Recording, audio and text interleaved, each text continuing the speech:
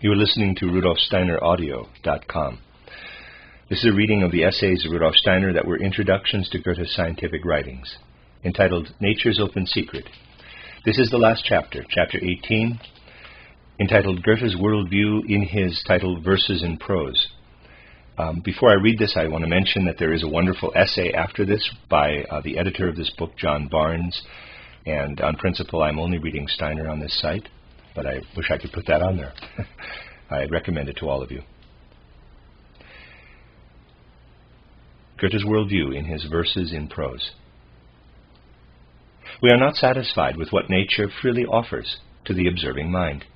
We feel that to produce the vast variety of her creations, nature uses driving forces that she initially conceals from the observer. Nature herself does not speak her final word. Our experience reveals what nature can create, but not how that creation takes place. The means for unveiling the driving forces of nature exist in the human mind itself. It is here that ideas arise that throw light on the way nature brings forth her creations. What the phenomena of the external world conceal manifests within the human being. What we think through as natural laws is not invented as an addition to nature. It is nature's own inner constitution. The mind is simply the theater in which nature allows the secrets of her creativity to manifest. What we observe is only one aspect of things. The other is what then wells up within our minds. The same things speak to us from outside and from within us. We realize the complete reality only when we join the language of the outer world with that of our inner being. True philosophers throughout time have desired nothing but to proclaim the essential nature of things, what those things themselves express when the mind is offered as their organ of communication. When we allow our inner being to speak about nature, we recognize that nature herself fails to fully achieve what her driving forces could accomplish. Inwardly, we see in more complete form what experience contains. We discover that nature has not attained her goals in her creations and feel a need to express her intentions in more perfect form. Thus, we create forms that express what nature willed, but could achieve only to a certain point. Such forms are works of art, human creations showing in more perfect form what nature manifests less perfectly. Philosophers and artists have a common goal. They attempt to portray the perfection that their spirit sees when they allow nature to impress itself upon them. But they have different means available for achieving this goal. When philosophers are confronted with a natural process, a thought or idea lights up within them, and this is what they express. In artists, on the other hand, a picture of the process arises that reveals it more completely than it could be observed in the external world. Philosophers and artists develop their observations differently. Artists do not need to know the driving forces of nature as they reveal themselves to the philosopher. When they perceive a thing or event, an image immediately arises in their mind in which the laws of nature are more completely expressed than in the corresponding things or events of the outer world. Laws in the form of thoughts do not need to enter their mind. Nevertheless, knowledge and art are related inwardly. They show the potentials of nature that have not been fully realized in the external world. Now, if these driving forces come to expression in the mind of a true artist, not only as perfect pictures of things, but also as thoughts, then the creative source common to both philosophy and art appears with special clarity before our eyes. Goethe is such an artist. He reveals the same mysteries to us in his works of art and in his thoughts. What takes on form in his poetry, he states as thoughts in his essays on science and art and in his title Verses in Prose. These essays and verses offer such profound satisfaction because one sees in them the harmony of art and knowledge realized in a single individual. There is something uplifting in the feeling that arises in connection with each of Goethe's thoughts. Someone is speaking here who can see as images what he expresses in ideas. This feeling strengthens the power of such a thought. All that originates from the highest striving of a single personality must be inwardly connected. Goethe's wisdom answers the question, what kind of philosophy corresponds with true art? I will now try to give a coherent sketch of this philosophy, born of the spirit of a true artist. The thought content that arises within us when we confront the external world is truth. We cannot seek any knowledge other than the insight that we ourselves produce. Those who look behind things for something else that is supposed to explain them have not realized that all questions about the essential nature of things can arise only from our human need to permeate our perceptions with thinking. Things speak to us, and our inner nature speaks as we observe them. Both sides of this dialogue arise from the same primal being, and we are called on to bring about their mutual understanding. This is what knowledge is all about. Those who understand inherent human needs seek this and nothing else. For those who lack such understanding, the things of the outer world remain alien. Such people do not hear the essential nature of things speaking out of their own inner being. Consequently, they presume that it is concealed behind the things. They believe in another external world behind the perceptible one. But things remain external only as long as we merely observe them. When we reflect on them, they are no longer outside us. We merge with their inner aspect. The contrast between objective external percept and subjective inner world of thought exists for us only as long as we fail to recognize that these worlds belong together. Our inner world is nature's inner being. These thoughts are not refuted by the fact that different people view things differently, nor are they refuted because people are organized differently, so that we cannot know if a color is seen exactly the same way by different people. The question is not whether we form precisely the same judgment about something, but whether the language of our inner being is the language that expresses the essential nature of things. Individual judgments vary according to individual organization and the perspective of observation, but all judgments arise from the same element and lead to the essential nature of things. This may be expressed in various nuances of thinking, but it nevertheless remains the nature of things. The human being is the vehicle through which nature unveils her secrets. The deepest essence of the world is manifested in the subjective personality. Quote, when healthy human nature works as a whole, when we feel ourselves within the world as in a beautiful, worthy, and precious whole, when harmonious satisfaction grants us pure and free delight, then the universe, if it were self-aware, would rejoice at having attained its goal, and it would marvel at the pinnacle of its own becoming and being. Close quote, footnote, quoted from Goethe's essay, Winkelmann, Rudolf Steiner, end of footnote. The goal of the universe and the true nature of existence cannot be found in the products of the external world, but in what lives within the human spirit and what arises from it. Thus, for Goethe, scientists make a mistake by attempting to penetrate the inner being of nature with instruments and objective experiments. Quote, insofar as we make use of our healthy senses, we ourselves are the best and the most exact scientific instruments possible. The greatest misfortune of modern physics is that its experiments have been set apart from the human being, as it were. Physics refuses to recognize nature in anything not detected by artificial instruments, and even uses them to limit and to prove what nature can accomplish. We, human beings, exist at such a high level, so that what otherwise could not manifest itself does come to expression in us. What is a string in its various mechanical divisions compared to the ear of a musician?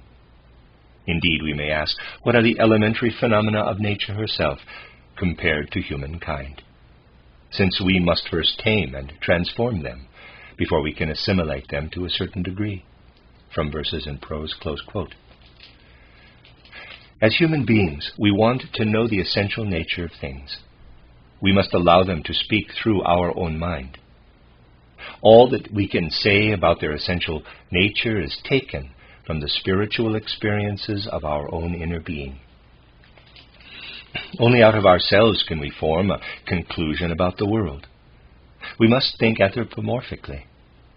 When we say something about the simplest phenomenon, when two bodies collide, for example, we anthropomorphize. Even to conclude that one body strikes another is anthropomorphic. If we want to go beyond mere observation of what happens, we must connect it to the experience of our own body when it sets another body in motion.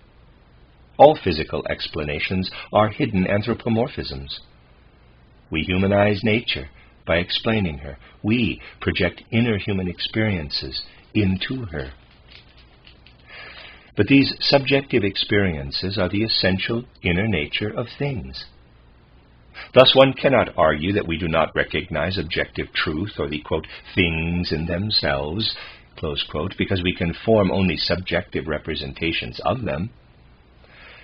Footnote, and this is a long footnote. Goethe's views contrast sharply with Kant's philosophy. Kant assumes that our inner world of mental images is governed by the laws of the human spirit, and that consequently everything brought into it from the outside can exist there only as a subjective reflection. According to this view, we do not perceive the things in themselves, but rather only the images that result from how those things affect us, and from how we connect those effects according to the laws of our intellect and reason. Kant and the Kantians have no inkling that the essential being of things speaks through our reason.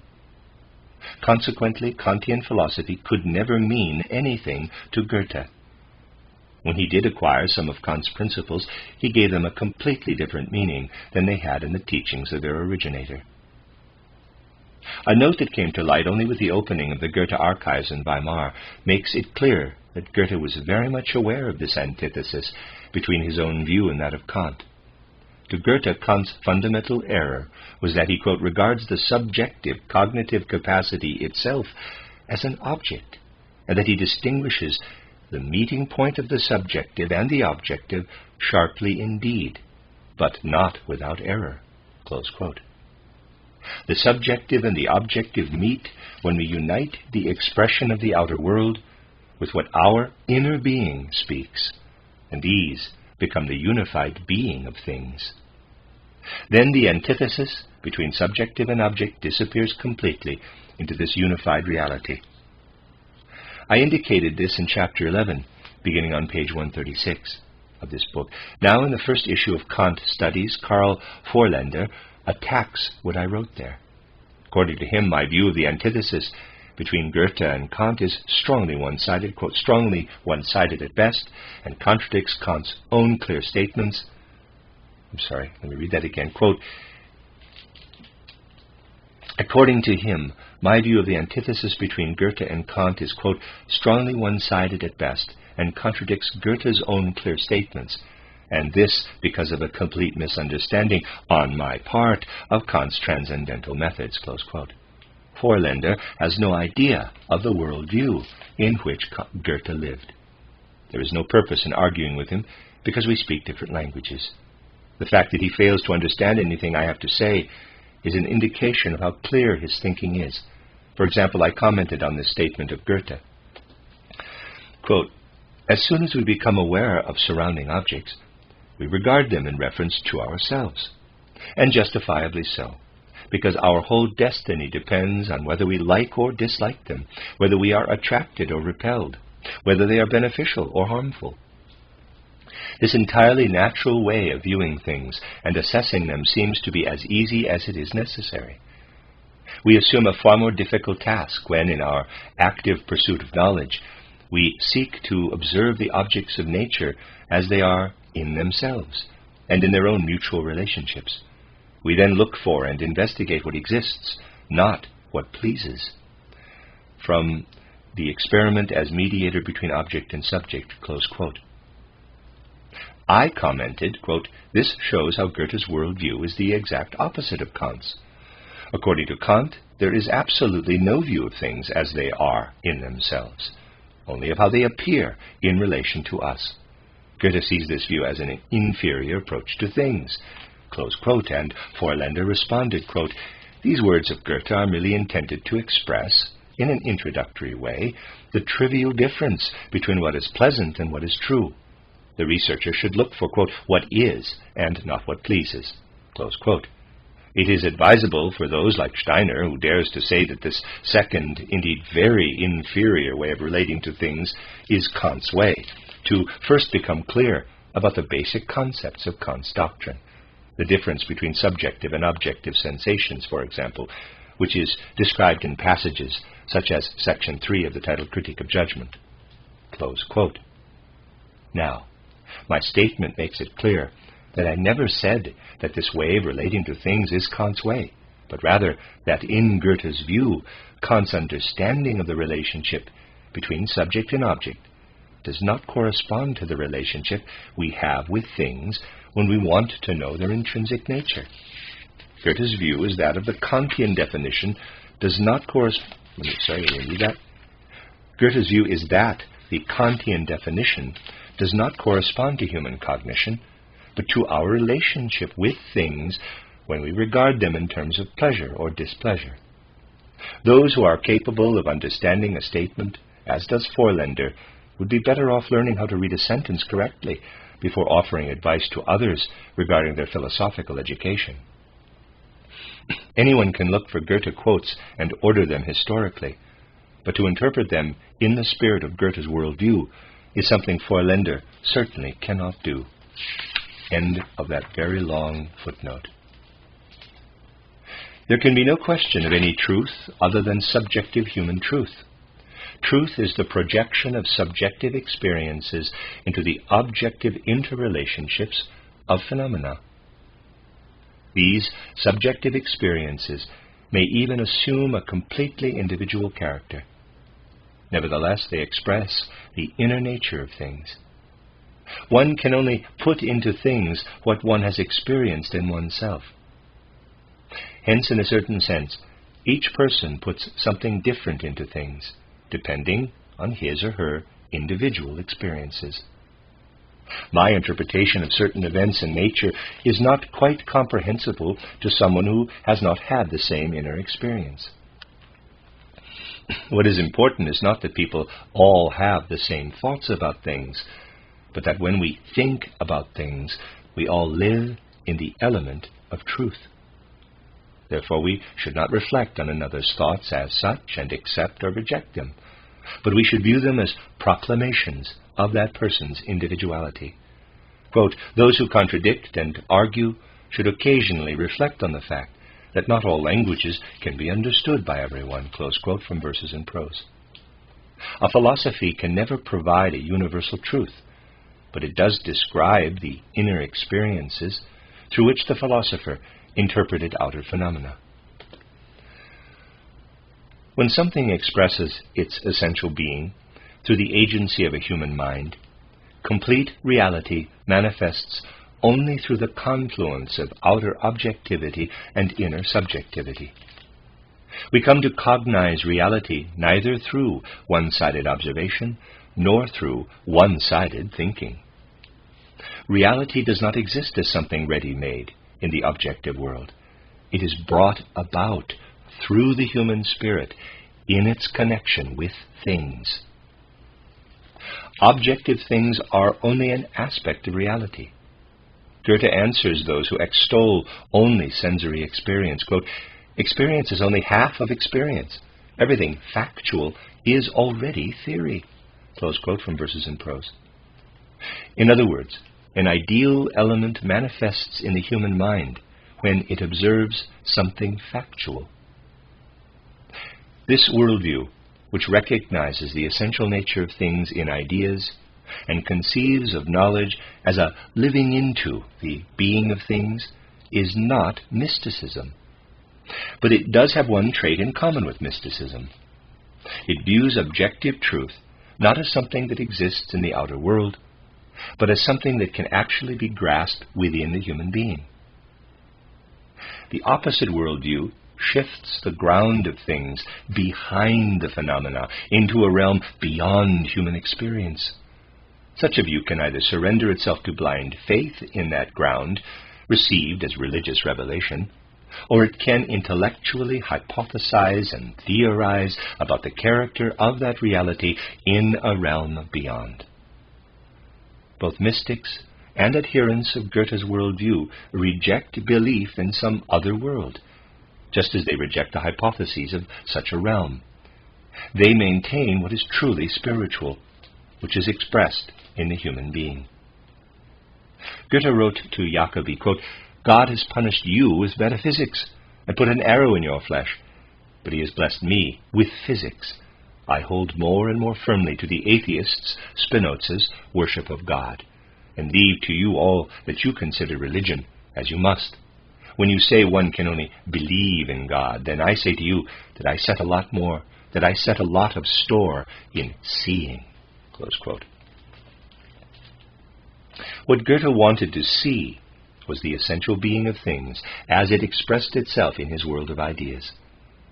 Mystics also want to know the essential nature of things through sinking into their own inner being, but it is exactly the world of ideas, clear and transparent in itself, that they reject as unsuited for attaining higher knowledge. Mystics do not believe in developing their capacity for ideas to view the primal ground of existence, but concentrate on other inner forces of their being. Generally, mystics think they grasp the being of things in unclear sensations and feelings, but feelings and sensations are limited to subjective human nature and say nothing about things, which express themselves only in ideas. As a worldview, mysticism is superficial, despite the fact that mystics take pride in their, in quotes, depth as compared to people of reason. They know nothing of the nature of feelings, otherwise they would not see them as expressions of the world's being. And they know nothing of the nature of ideas, otherwise they would not consider them shallow and rationalistic. They have no inkling of what people who actually have ideas experience in them. For many, however, ideas amount to no more than words. They are unable to get hold of their unlimited fullness. It is not surprising that they experience their own hollow words, devoid of ideas, as empty. Those who look for the essential content of the objective world within their own being can also find the essence of the moral world order only in human nature itself. Those who believe in a transcendent reality behind that of human experience must also look there for the source of ethics. For the ethical, in the higher sense of the word, can come only from the essential nature of things. This is why those who believe in a transcendent world presume ethical commandments to which they must submit. Such commandments come to them either as revelations, or they actually enter their consciousness, as is the case with Kant's categorical imperative.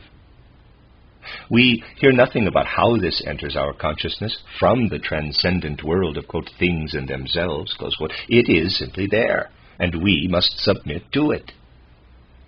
A philosopher of experience, who holds to pure sensory observation, sees ethics as merely the effect of human drives and instincts. By studying these, we are supposed to arrive at norms that determine ethical conduct. Goethe sees morality arising from the human world of ideas. Only ideas that are clear in themselves, through which we give ourselves our own direction, can guide moral conduct, not objective norms or mere impulses. We follow these not out of obligation, as we would have to follow objective norms of ethics, nor are we compelled, as we might be, by impulses and instincts. Rather, we serve them out of love. We love them as we love a child. We want to see them realized, and we intervene on their behalf because they are a part of our own being. The idea is the guideline for conduct, and love is the driving force in Goethean morality. For him, duty means, quote, to love what we have commanded ourselves to do, close quote from Verses in Prose. Action, in the sense of Goethean ethics, is free activity. We depend only on our own ideas and answer to no one but ourselves. In title Intuitive Thinking as a Spiritual Path, a Philosophy of Freedom, I disproved the flimsy argument that a moral world order in which we each obey only ourselves can lead only to chaos and discord in human activity. Those who make this argument overlook the fact that human beings are essentially alike, and that we will never produce moral ideas that are different in essence and lead to discord. Footnote: a story will show how little understanding is present in professional philosophers today, both for ethical views and for the ethic of inner freedom and individualism in general. In 1894, in an essay for Zukunft, issue 5, I spoke out for a strictly individualistic view of ethics. Ferdinand Tönnies in Kiel responded in a brochure, quote, subquote, called Ethical Culture and its Retinue, Nietzsche Fools in the Future and in the Present, it's the title, Berlin 1893, he offered nothing but the main principles of Philistine morality in the form of philosophical formulas. He says, of me, however, I could have found, quote, no worse Hermes on the path to Hades than Friedrich Nietzsche, close quote. Struck me as truly humorous that Tönnies, in order to condemn me, presented several of Goethe's Verses in Prose. He has no idea that if I did have a Hermes, it was not Nietzsche, but Goethe. I have already shown in Chapter 10, Section 5 of this book, the connections between the ethics of inner freedom and Goethe's ethics. I would not have mentioned this worthless brochure if it was not symptomatic of the misunderstanding of Goethe's worldview that predominates in professional philosophical circles. Rudolf Steiner, end of footnote. From Goethe's perspective, there could be no art if human beings did not have the capacity to create in ways that are in complete harmony with nature's works. Creations that manifest nature's meaning more completely than nature herself. The products of art are the objects of nature at a higher level of perfection. Art is a continuation of nature. Quote, because human beings are at the pinnacle of nature, we in turn see ourselves as a completed nature, which must in itself likewise produce another pinnacle. Toward that end we ascend by permeating ourselves thoroughly with perfections and virtues. I've got to read that again. I'm sorry, it's a quote. I missed this. Art is a continuation of nature. Quote, because human beings are at the pinnacle of nature, we in turn see ourselves as a completed nature, which must in itself likewise produce another pinnacle. Toward that end we ascend by permeating ourselves thoroughly with perfections and virtues. We summon discernment, order, harmony, and meaning, and finally we elevate ourselves to the production of a work of art. From Goethe Winkelmann essay. After seeing Grecian works of art in, close quote, after seeing Grecian works of art in Italy, Goethe wrote, quote, these exalted works of art are at the same time the most sublime works of nature, brought forth by human beings according to true and natural laws, close quote from Italian Journey, September 6, 1787. As mere empirical and sensory reality, these works of art are beautiful likenesses.